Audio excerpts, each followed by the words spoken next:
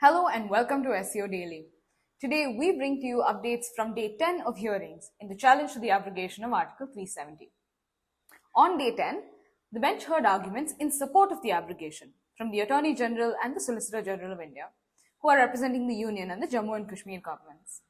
Attorney General R. Venkatramani addressed the bench for a little over 10 minutes to summarize the Union's key arguments.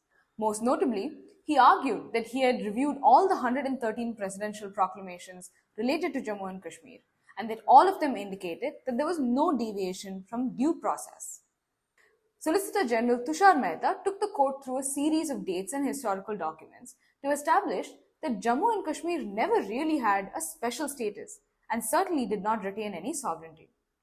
Mehta argued that several other princely states in India had their own instruments of accession, constitutions, and merger agreements when India was becoming a union. Many states, like Jammu and Kashmir, that did not have a merger agreement were still considered to have been part of India.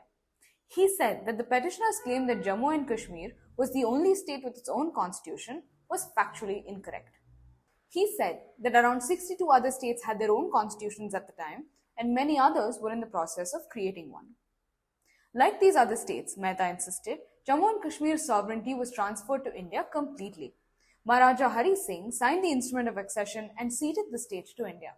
What the state retained, he said, was not sovereignty, but autonomy over certain aspects of internal governance.